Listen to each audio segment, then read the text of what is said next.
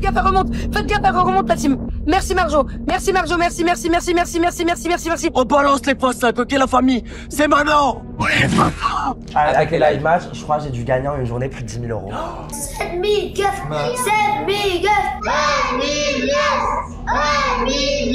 Cette tiktokeuse d'1 million d'abonnés a drogué lourdement sa fille de 1 an pour attiser la sympathie de sa communauté pour qu'il lui donne de l'argent. Forbes did a review of how TikTok Live became a club for 15-year-olds. TikTok is creating and enabling an ecosystem that runs on the exploitation of people's suffering. Une mère qui filme son enfant lourdement handicapé pour faire des vues. Des familles syriennes qui forcent leurs enfants à mendier en direct pendant des heures pour réclamer des dons. Des gens prêts à s'infliger des grosses punitions en direct contre de l'argent. Bienvenue dans l'univers effrayant des lives TikTok. Parce que si on a l'habitude de voir des courtes vidéos où les gens dansent ou font des challenges à la con, en réalité, sur TikTok, il y a aussi ce petit onglet juste là, l'onglet live, où les gens se filment en direct parfois pendant des heures, voire des jours. Et à première vue, il s'y passe rien de fou.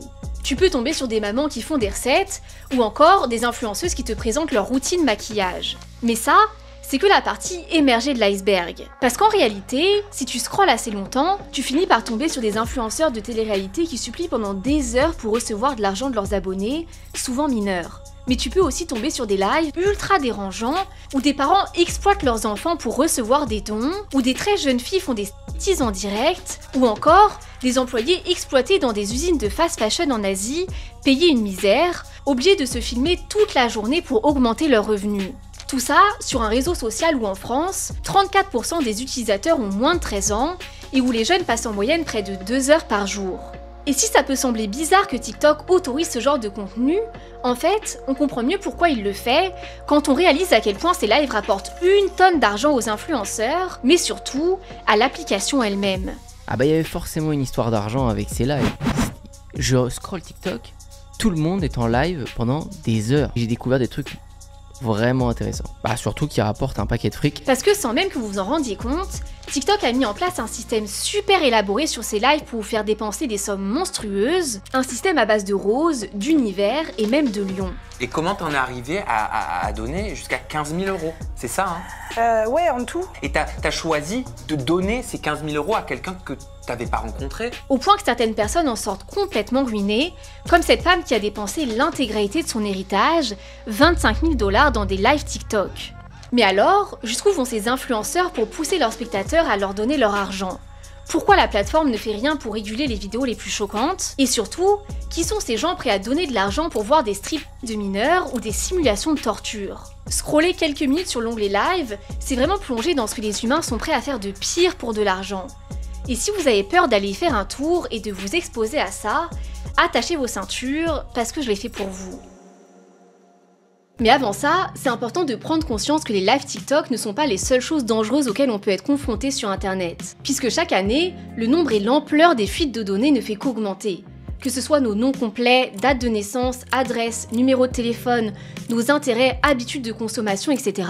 Un nombre incroyable de nos données personnelles sont vendues et publiées en ligne sans qu'on le sache, au point qu'il existe des centaines de bases de données commerciales et de sites de recherche de personnes qui contiennent nos informations personnelles. Et les conséquences sont réelles parce que ça peut entraîner des courriers indésirables, une perte de contrôle sur nos données personnelles, voire pire, des usurpations d'identité. Et c'est justement pour s'en protéger qu'Incogni a été conçu, puisqu'il veille à ce que nos données restent en dehors du marché en effectuant des demandes de suppression répétées. Vu qu'il faut savoir que selon le RGPD, en tant que consommateur en Europe, t'as le droit de demander à une entreprise de supprimer tes données personnelles.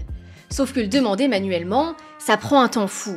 C'est pour ça qu'Incogni permet d'automatiser et de répéter les demandes à notre place. Et ce qui est pratique, c'est que c'est super simple de souscrire à leur offre. Il suffit de créer un compte et d'indiquer les personnes pour lesquelles tu souhaites que la marque supprime les données personnelles. D'accorder à Incogni le pouvoir de travailler pour toi pour qu'il puisse contacter les courtiers en données en ton nom pour demander la suppression de tes données personnelles. Puis ensuite, Incogni traite lui-même toutes les objections de la part des courtiers en données et te tient au courant à chaque étape du processus. Et ce que je trouve top, c'est que tu peux inclure jusqu'à 3 adresses mail et 3 adresses postales dans tes demandes de protection de données. Si tu as envie de tester, Incogni est disponible sans engagement pendant 30 jours satisfait ou remboursé.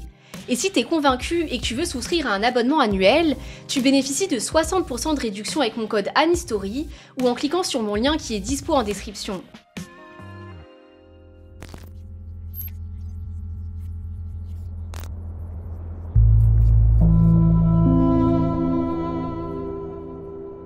Regardez cette vidéo. On y voit une famille syrienne dans un camp de réfugiés qui mendie de l'argent pendant des heures en direct. Des vidéos comme ça, il y en a des centaines sur TikTok. Et à chaque fois, la formule est la même. Une famille se filme en montrant ses enfants, parfois malades, et les force à supplier pour de l'argent et des donations, parfois pendant des heures.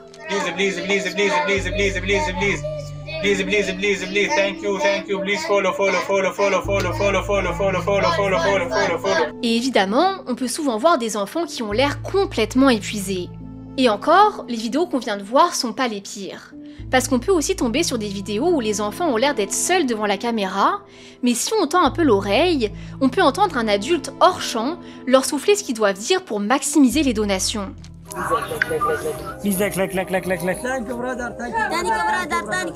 Parce que naturellement, notre instinct nous pousse à vouloir protéger ses enfants. Le problème, c'est que même si c'est efficace, faire travailler ses enfants non-stop pendant des heures revient encore une fois à exploiter des mineurs pour de l'argent et pour des vues. The hours-long live streams frequently showed children repeating phrases in English asking for digital gifts. Some of these streams were making up to $1,000 an hour.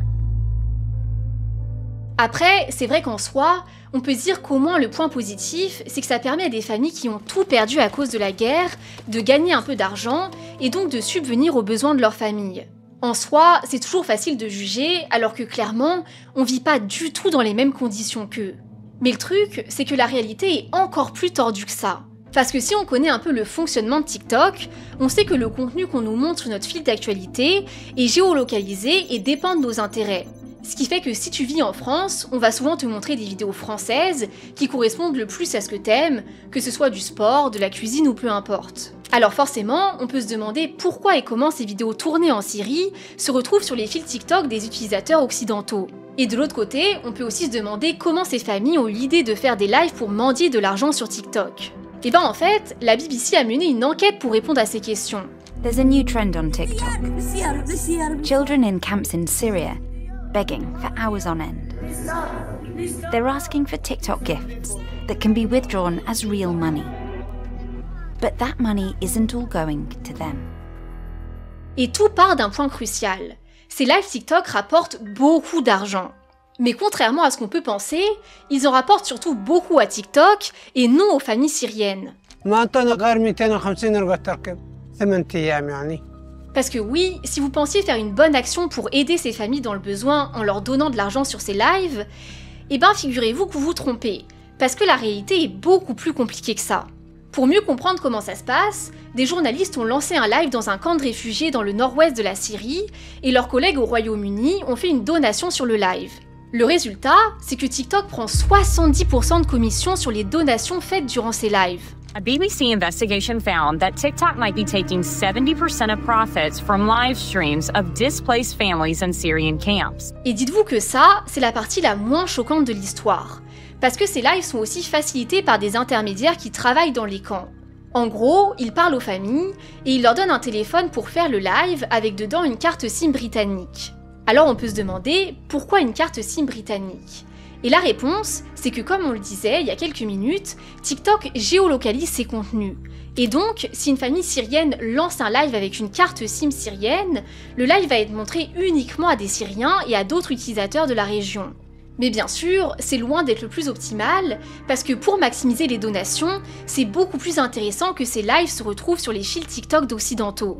Hamid told us he buys British SIM cards to get British viewers, because he says they're the most generous gifters. We found kiosks selling international SIM cards near the camp. Et évidemment, les services de ces intermédiaires ne sont pas gratuits, puisqu'après que TikTok ait pris 70% de l'argent perçu et donc il ne reste plus que 30%, ces intermédiaires en récupèrent une partie en prenant une commission de 35% sur ces 30% restants. Du coup, il suffit de faire un simple calcul pour voir que ce qu'il reste à la famille et aux enfants exploités pendant des heures ne représente que 19,5% des sommes reçues. Et encore, faut aussi savoir qu'il y a 10% de frais supplémentaires qui partent en plus quand les familles veulent retirer ou récupérer de l'argent en liquide. Et si tu te demandes d'où sortent ces intermédiaires qui prennent une partie du pactole, regarde ce que nous révèle la BBC. Les intermédiaires ont déclaré qu'ils travaillent avec des agences affiliées à TikTok en Chine et au Moyen-Orient pour faire accéder les familles à des comptes TikTok. Ces agences font partie de la stratégie mondiale de TikTok pour recruter des streamers en direct et encourager les utilisateurs à passer plus de temps sur l'application. Donc en fait, ces lives sont tellement lucratifs pour TikTok qu'ils envoient carrément des intermédiaires dans des camps de réfugiés pour encourager ces familles syriennes à filmer leurs enfants et supplier de l'argent pendant des heures à genoux. Et là, ça devient beaucoup plus glauque parce qu'on comprend qu'en réalité, c'est une multinationale qui vient profiter de la misère de ces familles pour en tirer un maximum d'argent. Many people on TikTok are calling these live streams scams. But the struggles of the families we met are very, very real. People have donated hundreds of thousands of dollars to them. But the lion's share lines the pockets of TikTok and its agencies. Et évidemment, c'est impossible de savoir tout ça quand on tombe sur un live. Tout ce qu'on voit, c'est des enfants en détresse qui ont besoin d'aide.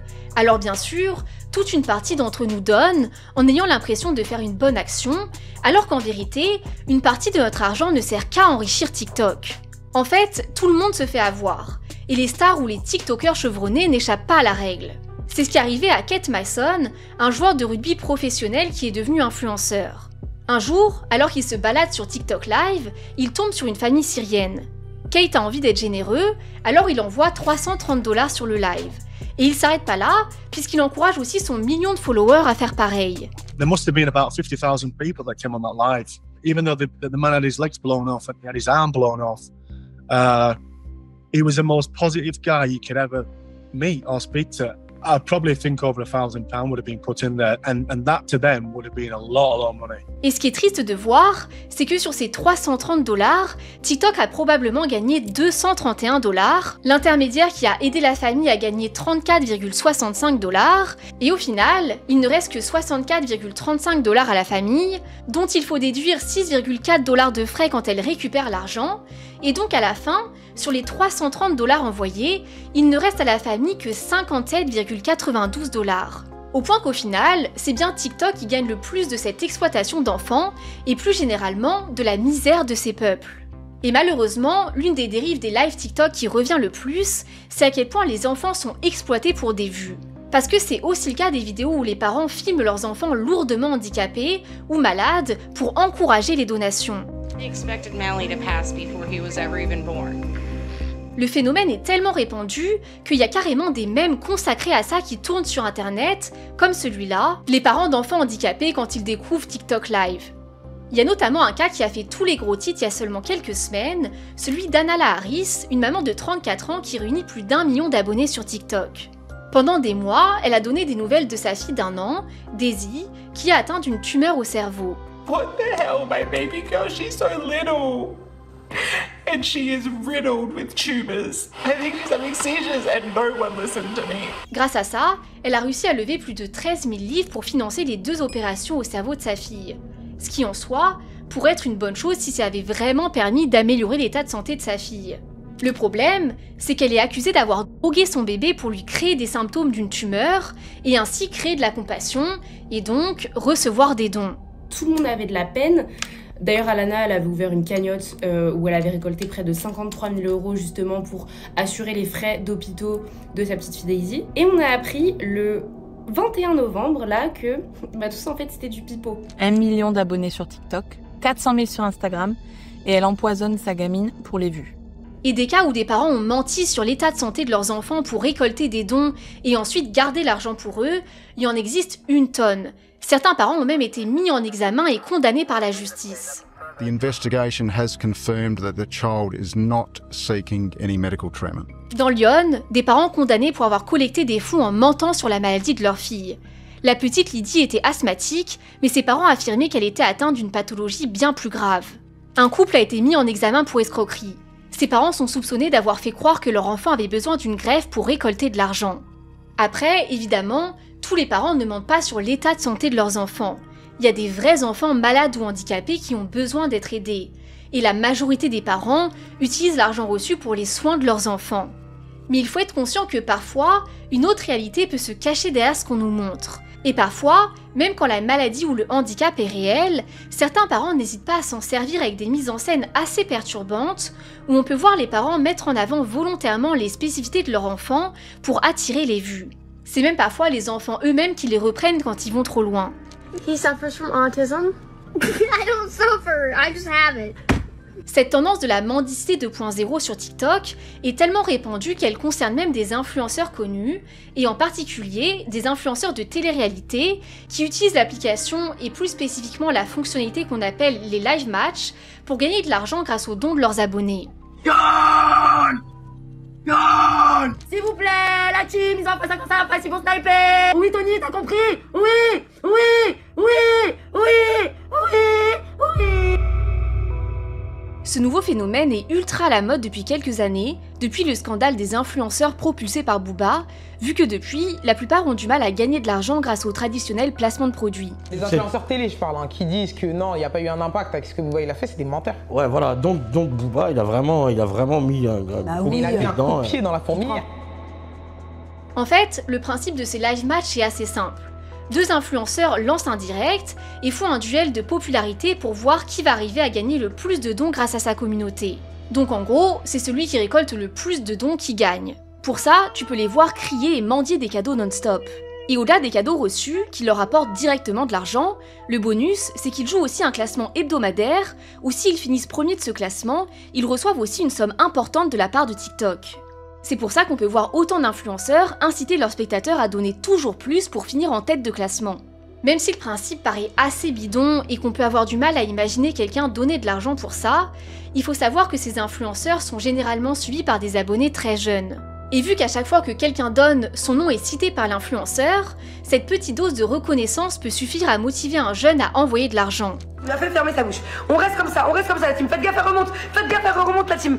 Merci Marjo, merci, merci. On reste devant, sinon je vais devoir me taire. Sinon, tais-toi. Oui, excellent.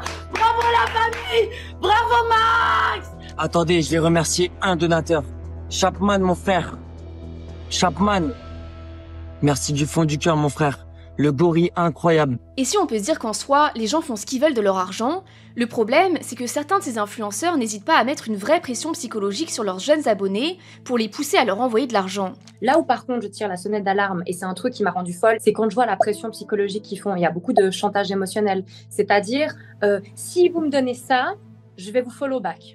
La gérante de la page Vos Stars en réalité, interviewée par Radio France, explique très bien le mécanisme qui se cache derrière. Pour certains jeunes, il y a cette illusion de devenir ami avec celui qui fait les matchs. D'autant plus quand ces personnes écrivent en privé aux donateurs, explique Audrey. Pour elle, cette pratique s'apparente dans certains cas à de l'abus de confiance et de l'abus de faiblesse. Genre carrément, là j'ai vu récemment, il y a des disputes parce qu'ils se volent les donateurs, genre les gens qui leur envoient de l'oseille, en gros ils se les volent. Genre ils font copain-copain avec eux pour qu'ils viennent donner sur leur live. Et ça fait des disputes genre en mode tu m'as volé mon donateur, nana, t'as perdu ton portefeuille d'action. Donc en fait ton actionnaire majoritaire, c'est Rosalie, 16 ans, qui t'envoie des 2,50 € de rose par live avec la carte bleue de ses parents. Et le pire, c'est que ça marche super bien. Parce que dans les cas les plus extrêmes, les influenceurs peuvent gagner jusqu'à 100 000 € par mois grâce à ces matchs. C'est juste énorme. Les live matchs TikTok, t'en as eu fait, hein? T'as gagné énormément d'argent avec 100 000 $. Ça a fait l'équivalent de 85 000 €. En 2 mois? En 2 mois. Et t'as arrêté parce qu'à un moment donné, t'as eu une lueur et parce que apparemment, tu te rendais pas compte, t'avais pas l'impression de quémander, de mendier, de mendier de l'argent. Bah c'est ça, oui, je quémandais. Bah clairement oui, j'en ai quémandé, oui. Et la cerise sur le gâteau, c'est que vu que ces sommes sont considérées comme des dons, les influenceurs ne les déclarent pas aux impôts. Ce qui fait que techniquement, et selon beaucoup de médias, ça serait vraiment du gain pur dans leur poche, réalisé grâce aux dons de leurs abonnés parfois mineurs. Après, je tiens quand même à préciser qu'en tant que juriste de formation, j'ai mis une petite réserve sur ce point, parce qu'en se fiant à l'esprit du législateur, il est possible que ces dons soient au final jugés imposables, vu qu'on peut considérer l'activité de ces influenceurs comme professionnelle. Je suis d'ailleurs tombée sur une interview de Yanis Vassiladis, doctorant en droit fiscal, qui va aussi dans ce sens. Et je pense qu'on réalise pas les sommes folles qui circulent sur les lives TikTok. En seulement un trimestre, les utilisateurs TikTok ont dépensé 840 millions de $ en dons sur les lives. Je vous laisse imaginer ce que ça donne à l'échelle d'une année. Et encore, c'est pire avec les jeunes qui ont du mal à réaliser ce qu'ils font. 2000 € en une voire 2 semaines dans des live matchs. En fait, c'est mon argent que j'ai mis de côté pour moi, que j'ai donné. Il vient m'écrire en privé pour que j'aille sur son live et je pense, pour lui donner des cadeaux, donc de l'argent. Et du coup, moi, je me suis fait avoir et j'ai donné au moins 600 €. Par exemple, le site Radio France rapporte que le fils de Sabine a volé 3000 € d'économie à sa mère pour envoyer des dons sur TikTok. Il est au collège quand il vole plus de 3000 € d'économie à sa mère. D'abord furieuse, Sabine finit par comprendre que son fils a besoin de reconnaissance. Son objectif, c'était que des TikTokers qu'il suivait crient son nom, parce que mon fils a du mal à se faire des amis. Rapidement, le collégien remarque que plus il donne, plus il est remercié. Il a été perdre de l'argent qu'on mettait de côté depuis plus d'1 an pour partir en Thaïlande, raconte Sabine. D'abord 10 €, 20 €, puis il a acheté des cartes jusqu'à 300 € en une fois. Mais en vérité, c'est loin d'être le seul phénomène inquiétant qu'on peut trouver sur TikTok, parce qu'il existe aussi une autre tendance encore plus perverse.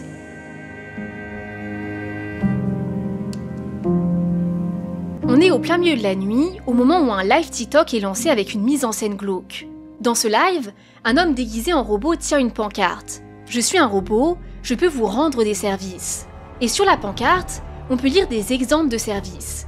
Il peut vous appeler papa ou maman si vous lui donnez un peu d'argent, mais surtout, plus vous donnez, plus les services deviennent dérangeants, puisqu'il peut aller jusqu'à se gifler, mais c'est pas le pire. Parce que si vous atteignez le plus haut palier de donation, il peut s'infliger ce qu'il appelle une grosse punition.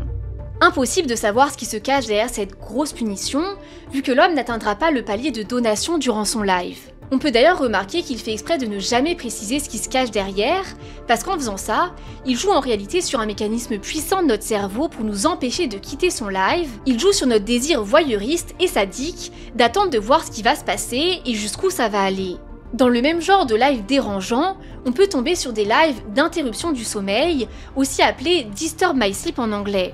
Le concept, c'est qu'on peut voir un influenceur qui essaye tant bien que mal de dormir dans une pièce étrange, et si un viewer fait une donation, ça va venir actionner quelque chose qui va venir déranger son sommeil.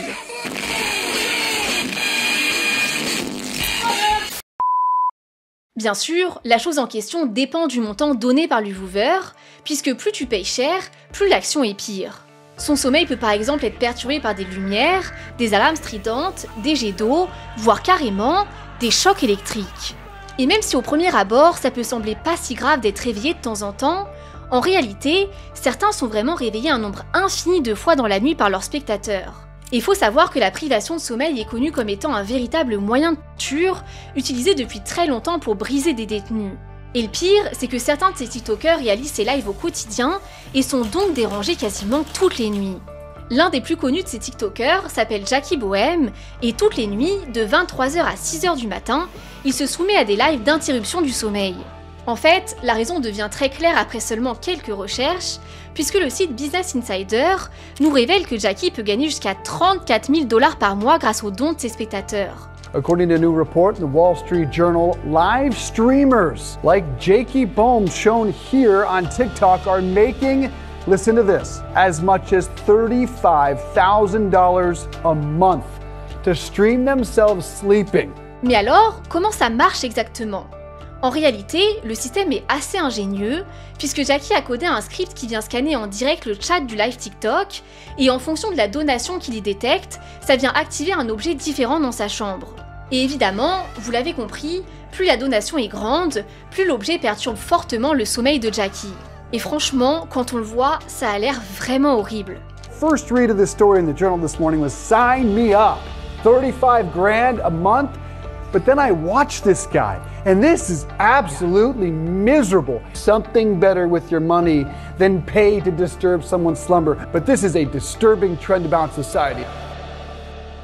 Et le même principe existe avec les lives Dérange mon travail, comme par exemple sur ce compte, où l'influenceur se filme en train de travailler, mais bien sûr, encore une fois, les donations l'en empêchent en déclenchant par exemple des bruits assourdissants. Là encore, plus les donations montent, plus c'est humiliant. Il se prend des odeurs de paix, de vomi, des bruits stridents que personne ne pouvait supporter pendant une longue durée, ou carrément de la fumée en plein visage. Et si certains sont prêts à souffrir pour gagner de l'argent grâce au sadisme des gens, d'autres gagnent tellement une misère dans leur travail qu'ils se retrouvent contraints d'essayer de divertir les spectateurs pour recevoir des dons. Dans l'onglet TikTok Live, on tombe notamment sur beaucoup d'employés dans des usines en Asie qui se retrouvent à faire un double travail en faisant non seulement leurs tâches, mais en essayant en plus désespérément de faire rire leur audience pendant des heures pour quelques dons. Et si tu scrolles encore plus longtemps sur TikTok Live, tu peux tomber sur des vidéos très dérangeantes où des types font semblant de souffrir et hurlent à la caméra à chaque fois qu'ils reçoivent une donation. On a par exemple ce compte où un adolescent avec un maquillage de clown se tord de douleur devant la caméra. You're done, and you're done. Alors heureusement, dans ce cas précis, c'est pour de faux.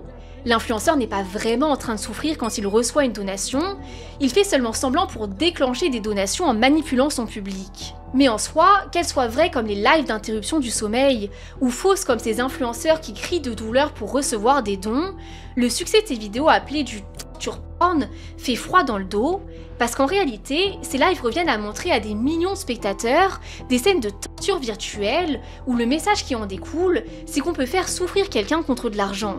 Et bien sûr, c'est dangereux pour tout le monde, parce qu'à force de regarder ce type de contenu, naturellement, notre cerveau commence à normaliser ses comportements, au point qu'au bout d'un moment, la souffrance des autres peut devenir quelque chose d'anodin pour nous, voire pire, de divertissant. Et bien sûr, ça a forcément des conséquences sur la manière dont on traite les autres dans la vie réelle. Et évidemment, c'est encore plus problématique pour les enfants et les adolescents qui sont ultra présents sur la plateforme et qui sont encore en plein apprentissage de ce qui est bien ou mal et de comment on peut agir ou non avec les autres personnes. Surtout que 99% des adultes ne soupçonnent pas une seconde que les jeunes puissent être exposés à un tel contenu sur une plateforme aussi grand public et que du coup, aucune mesure de prévention ou de sensibilisation ne peut être prise. Un autre exemple de cette mode du porn, c'est les lives de bataille de clics. Le concept, c'est qu'en gros, quelqu'un se met en scène en train de s'épuiser à cliquer jusqu'à un certain nombre de clics qu'il s'est fixé, par exemple 1 million. Bon, déjà ça paraît long et chiant, mais c'est sans compter sur l'intervention des spectateurs, puisqu'ici, le principe, c'est que plus on lui donne d'argent, plus ça recule son nombre de clics. Par exemple, si quelqu'un donne 300 €, le compteur de clics revient à son stade de départ, 0, ce qui annule d'un coup tous les efforts de l'influenceur. Soy Alex, Cade, Prinkle, GF, stop with the roses, please. Stop with the roses, Yu-Gi-Oh! Stop with the roses, Yu-Gi-Oh! Le concept marche super bien parce qu'il y a des comptes entiers qui sont dédiés à ces batailles de clics, comme celui-là qui comptabilise presque 400 000 abonnés. Mais ici, comme dans le cas précédent, il faut savoir qu'il s'agit souvent uniquement d'une mise en scène. En réalité, le TikToker se fixe un nombre de clics à atteindre, mais en fait, il veut pas vraiment l'atteindre. Il n'y a aucun intérêt pour lui. Ce qu'il veut vraiment, c'est gagner des dons en jouant sur le désir sadique des gens à le voir continuer à cliquer pendant des heures. Et du coup, ce qu'il fait quand il s'approche trop de son objectif et qu'il risque ainsi de mettre fin au défi, il fait exprès de cliquer moins vite pour laisser du temps à ses viewers de lui envoyer de l'argent. Et bien sûr, ce système est le plus efficace chez les spectateurs les plus naïfs, les jeunes, ce qui leur permet d'extorquer des belles sommes d'argent à des adolescents. I hope it changes, because it is probably the biggest shit show I've ever seen. This is a pretty manipulative tactic of a bunch of kids who end up on a live stream and end up losing real fucking money. Ce qui semble assez ironique, c'est que ce phénomène a été critiqué par l'un des streamers les plus populaires, Ludwig, qui réunit plus de 6 millions d'abonnés sur YouTube. Et devinez comment il a gagné tous ses abonnés. If you have no idea what Ludwig is doing with the subathon right now, you need to pay attention because it is breaking records and making him more money than you can believe in just a week. Il a fait ce qu'on appelle des subathons, autrement dit il s'est filmé en live pendant plusieurs semaines, 24 heures sur 24, en jouant sur le désir de voyeurisme des gens pour qu'ils s'abonnent. Pour vous dire, il s'est carrément déjà filmé en direct sans interruption pendant plus d'un mois. Alors forcément, au premier abord, ça paraît assez bizarre de le voir critiquer ce type de contenu. Mais regardez sa réponse. I am aware that I have the record for the most subs of all time ever, and I got that during a subathon, where people would give me subscriptions and the timer I had to stream would go up. And you can say, Ludwig, this is similar, and I would agree. I would agree in a major way. The whole entire time I was like, I would love if this ended. Please let this end.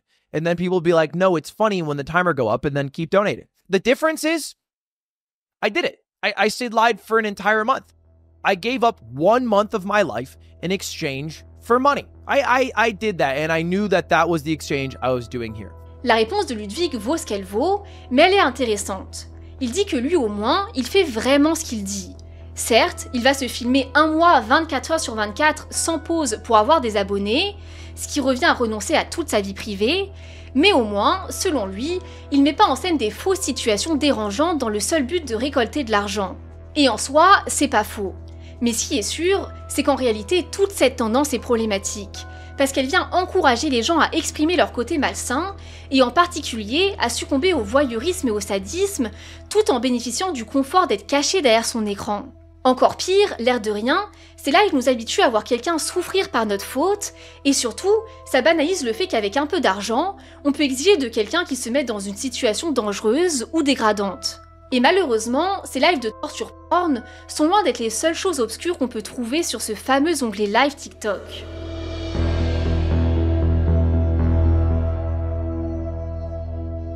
On est dans une chambre d'adolescente sombre.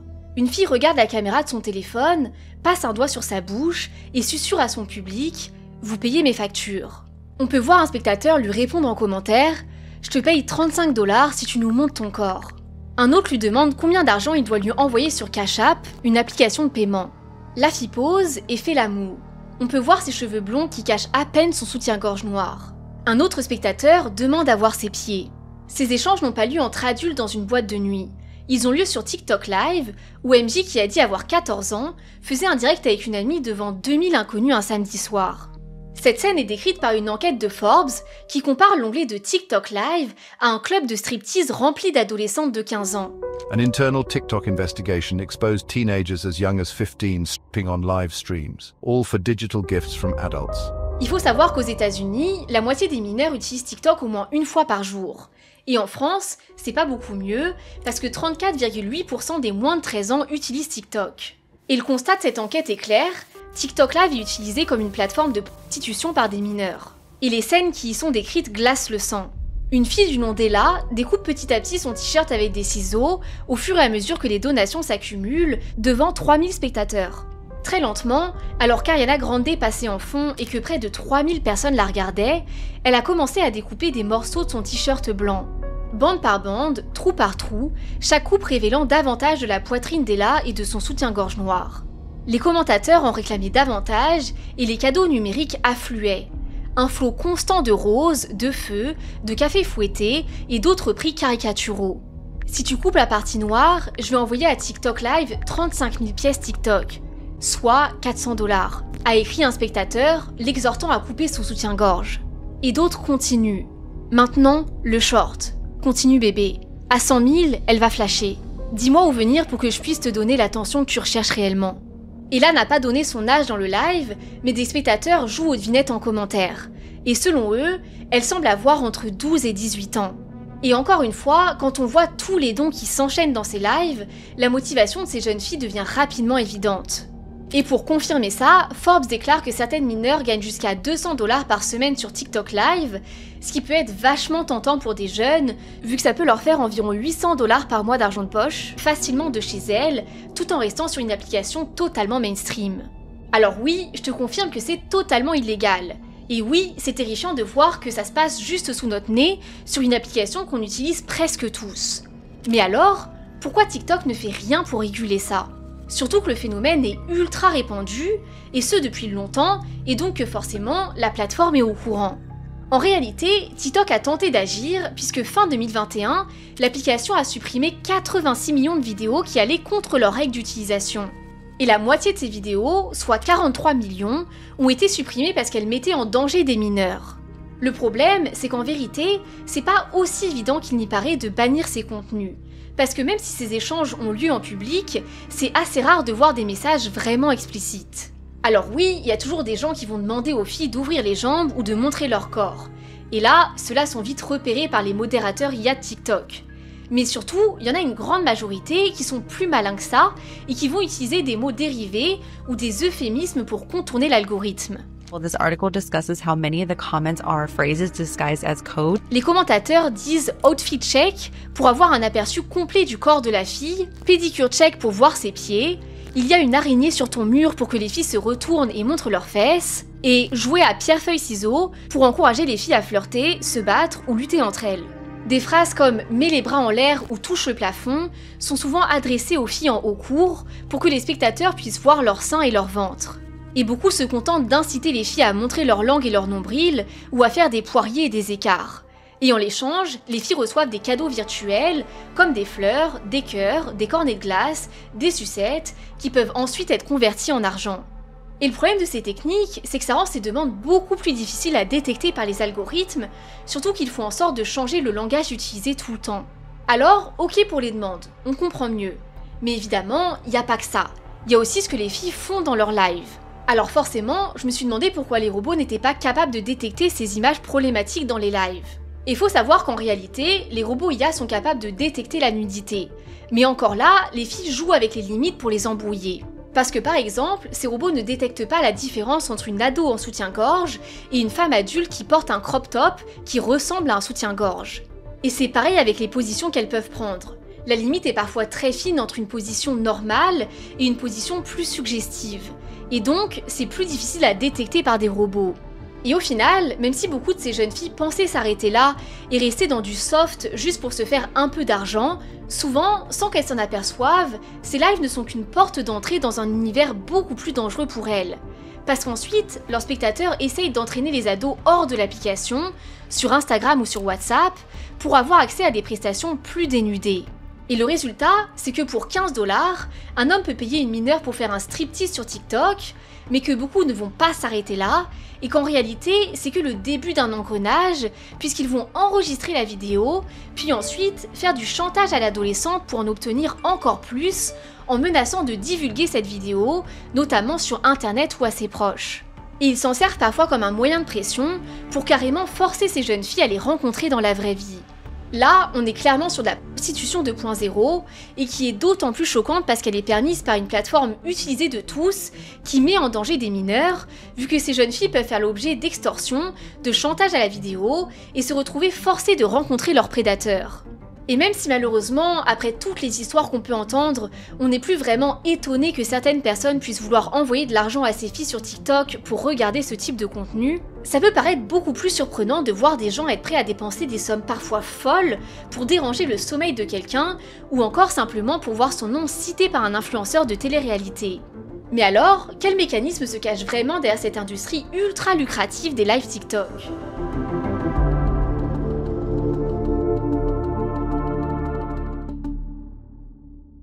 Il y a vraiment une grande question qui m'a titillée tout au long des recherches de cette vidéo. Mais pourquoi les gens donnent autant d'argent sur ces lives TikTok ? Et je vais vous expliquer ce que j'ai découvert. Sinon, par live, je peux faire 7 000 $ US. J'ai fait 7 000 balles cash. En 3 heures, 7 000 balles. Ça fait du 150 000 en un mois. Moi, j'ai fait ça en un an. Donc ça fait du 1 500 000. Déjà, faut savoir que TikTok n'a rien à voir avec une plateforme comme YouTube par exemple. Parce que si ici, sur ton fil d'actualité principal, c'est toi qui cliques volontairement sur le contenu que tu veux voir, sur TikTok, c'est pas du tout la même chose, parce que c'est pas toi qui décides de ton feed, mais c'est l'algorithme. Et sur TikTok, c'est pareil pour les lives. Quand tu vas sur l'onglet, ça te montre automatiquement du contenu que tu choisis pas. Et si tu peux penser qu'au moins, pour voir des lives, tu dois vouloir voir ces lives, vu qu'il faut cliquer sur l'onglet en question, en fait, c'est faux. Parce qu'il suffit de scroller sur ton fil principal pour qu'au bout d'un moment, TikTok te propose automatiquement un live. Et si t'as le malheur d'être happé et que tu décides de cliquer, tu bascules directement sur l'onglet live sans t'en apercevoir. Et là, tu commences à t'enfoncer dans ce monde super malsain. Mais tout ça ne répond pas encore à notre question. Pourquoi ces lives rapportent autant d'argent ? Déjà, faut savoir que la barrière d'entrée est quasiment inexistante, puisque sur TikTok, n'importe qui peut faire un live en un clic. Parce qu'en fait, la plateforme privilégie des formats qui ont une apparence plus authentique que sur YouTube, donc t'as pas besoin de micro ou d'équipements spécialisés contrairement à Twitch par exemple. La seule petite contrainte, c'est qu'il faut théoriquement avoir plus de 16 ans pour lancer une diffusion en direct et plus de 18 ans pour recevoir des donations. Mais en réalité, vu que TikTok ne vérifie pas systématiquement si l'âge avec lequel tu t'inscris est ton vrai âge, dans la pratique, n'importe qui peut le faire. Et malheureusement, on ne sait que trop bien comment les jeunes peuvent attirer un tas de personnes, parfois mal intentionnées. One of the interesting things about Lives is that the only requirements are that you have to be 16 years of age and have 1,000 followers. Even though you have to be 16 years of age, time and time again, we see those under that age going live. As you may or may not know, essentially anyone can access anyone's content within this app, meaning a younger user can and has joined in on a grown adult's live. Ensuite, si tous ces lives choquants qu'on a pu voir marchent aussi bien, c'est parce qu'ils s'appuient sur des pulsions et des mécanismes psychologiques vieux comme le monde. En tête de file, il y a le voyeurisme, par exemple avoir accès à la chambre de quelqu'un, le regarder dormir, etc. Mais il y a aussi le fantasme de contrôle total sur la vie de quelqu'un. C'est très visible par exemple sur les lives du robot, qui promet de s'infliger une punition corporelle si la donation est assez importante. Les spectateurs sont placés dans le rôle d'acteurs, ils exercent un contrôle sur les comportements des personnes en compétition, sur leurs cris, leurs remerciements, leur chorégraphie. Les spectateurs-acteurs seront ainsi incités à commettre des actes de plus en plus coûteux, et c'est l'escalade d'engagement. Mais pour être honnête, depuis le début de cette vidéo, il y a une autre question qui me travaille. Pourquoi les gens participent à ça? Est-ce que quand on nous donne la liberté de faire ce qu'on veut, on devient naturellement mauvais? Cette question de ce qui se passe quand on donne à quelqu'un la liberté ou l'autorisation de faire du mal a été explorée par des psychologues et des artistes. Il y a par exemple l'effet Lucifer, qui a été théorisé dans une expérience contestée qu'on appelle la prison de Stanford. Été 1971 en Californie. 9 jeunes hommes sont arrêtés, fichés et enfermés au sous-sol de l'université Stanford, transformés pour l'occasion en prison. C'est le début d'une des plus célèbres expériences en psychologie. Dans cette expérience, des psychologues ont divisé des étudiants en groupes de 2. D'un côté les prisonniers et de l'autre les gardes. Les gardes ont reçu pour consigne de maintenir l'ordre, mais on leur a rien dit sur les méthodes qu'ils pouvaient employer. Et on a pu observer que rapidement, ils ont adopté par eux-mêmes des comportements autoritaires et abusifs en humiliant ou maltraitant des prisonniers. Au point qu'à la base, l'expérience était censée durer 2 semaines, mais elle a été arrêtée au bout de seulement 6 jours parce que la situation dégénérait trop. Ce que cette expérience montre, c'est qu'il suffit de placer des individus dans des conditions spécifiques pour que la violence monte en flèche.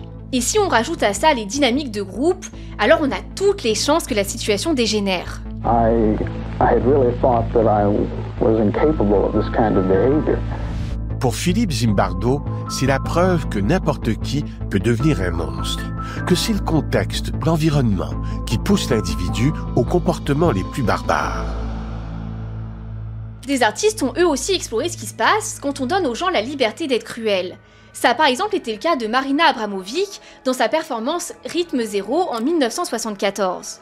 Pendant son expérience, elle s'est mise devant son public dans un musée avec une table remplie d'objets et elle leur a dit qu'ils pouvaient utiliser ces objets comme ils le voulaient sur elle. Elle a placé 72 objets sur la table en face de l'endroit où elle se tiendrait pendant les 6 prochaines heures. Avec les objets, elle a placé une note disant « Je suis un objet, vous pouvez faire ce que vous voulez de moi ».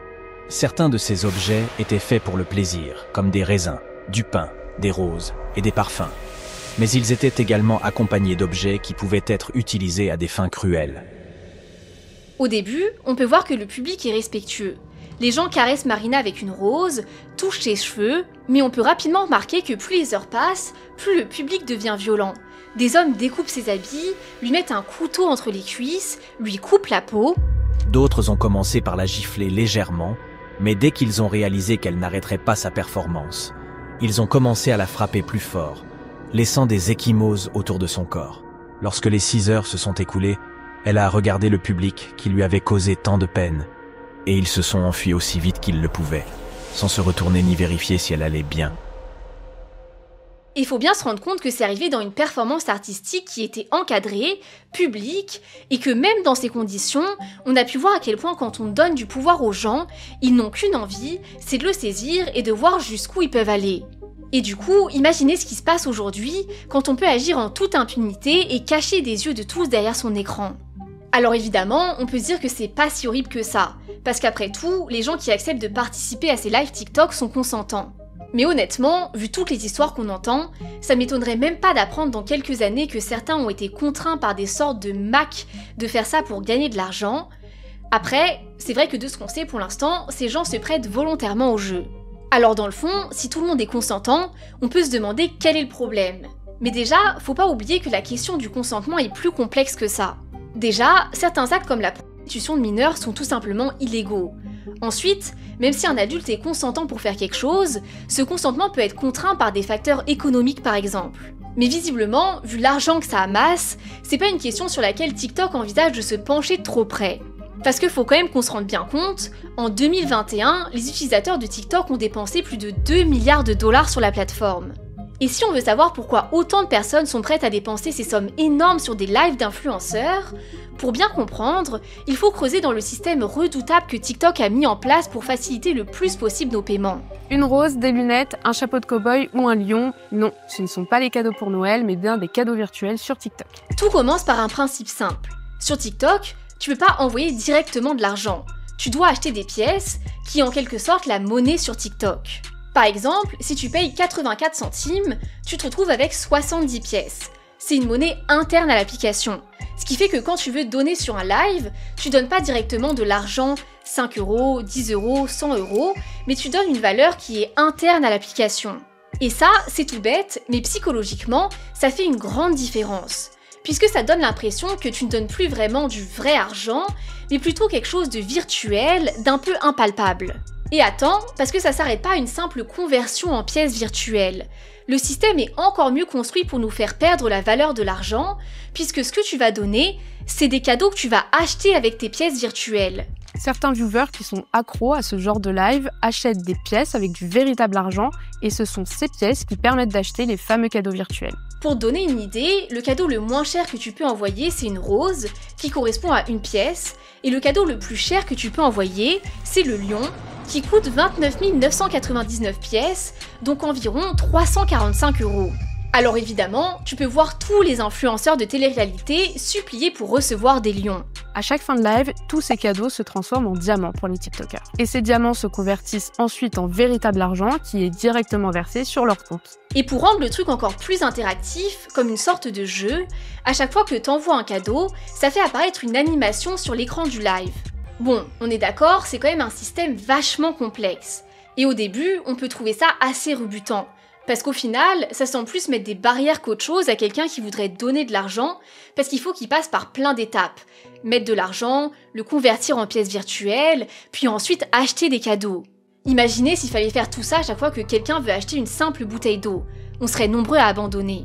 En fait, même des youtubeurs qui ont analysé la face cachée des lives TikTok ont eu du mal à comprendre pourquoi ils avaient mis en place un système aussi complexe. I don't know why they felt the need to reinvent the wheel and make donating to a streamer way more complicated than it needs to be, but this is how TikTok decided to do it. Mais en réalité, aussi paradoxal que ça puisse paraître, c'est bien ce système qui a l'air compliqué, qui encourage en réalité les gens à donner plus. Parce que donner directement de l'argent sur un live, ça équivaut à soutenir directement le créateur en question, et dans notre esprit, faire ça, ça veut dire qu'on est derrière lui, qu'on le soutient, mais vu le type de contenu qu'on peut trouver sur les lives, il y a peu de créateurs qu'on se verrait ouvertement soutenir. Et c'est là que la magie de TikTok opère, puisqu'ils ont réussi à transformer l'expérience du don, non pas en un soutien direct, mais plutôt en une expérience de divertissement. Ce qui fait que quand tu achètes des pièces, tu ne soutiens pas un créateur. Tu achètes une expérience de divertissement, ce qui fait qu'en fait, c'est plus vraiment un don. C'est une sorte de cadeau que tu te fais à toi-même pour t'amuser sur la plateforme. Et vient s'ajouter à ça le fait qu'une fois que les pièces sont achetées, la valeur de l'argent a disparu. T'oublies que t'es en train de dépenser tes vrais sous. Et c'est pour ça que la valeur de conversion des pièces en euros est si difficile à calculer. Si 1 € valait 10 pièces, ça serait beaucoup plus facile de te rappeler de l'argent que tu dépenses, un simple calcul de tête suffirait. Alors que si 1 € vaut une somme aléatoire, comme 66 pièces, là ça devient beaucoup plus difficile à calculer. Et il y a aussi des mécanismes de reconnaissance et de liens virtuels créés avec l'influenceur qui rentrent en jeu. Parce que grâce aux animations qui se lancent quand t'envoies un cadeau, tout le monde voit ton don. Et souvent, le créateur va accorder plus d'importance à ses gros donateurs en citant directement leur nom dans le live. Oui Max, c'est parti. Oui Max, snipe, snipe, continue à sniper, snipe. Oui Max. On peut d'ailleurs souvent voir les influenceurs reparler fréquemment de leurs meilleurs donateurs, ce qui leur donne une forme d'importance assez unique. J'ai un donateur à moi qui s'appelle Max, qui est mon ami aujourd'hui. Je ne l'ai jamais vu, cette personne. Pour toutes les personnes qui disent que je couche avec mes donateurs, je n'ai jamais vu mes donateurs de ma vie. En gros, je pense que vous l'avez compris, TikTok n'a aucun intérêt à réguler ses lives qui lui rapportent une tonne d'argent. Mais forcément, c'est un jeu dangereux, parce qu'en utilisant de tels moyens pour gagner de l'argent, ça finit toujours par remonter, et ça commence déjà à être le cas. The state of Utah now suing social media giant TikTok, accusing it of making kids addicted to its platform. En juin 2024, l'État de l'Utah aux États-Unis a attaqué TikTok en justice en l'accusant d'avoir sciemment permis à des jeunes d'être exploités sexuellement sur la plateforme en l'échange d'argent. TikTok a aussi déposé une mention pour que l'Utah abandonne d'autres poursuites datant de 2023, qui cette fois accusaient TikTok d'attirer les jeunes utilisateurs vers des comportements addictifs et les induire en erreur sur les fonctionnalités de sécurité de l'application. Mais le résultat, c'est qu'en novembre 2024, le juge l'a rejeté.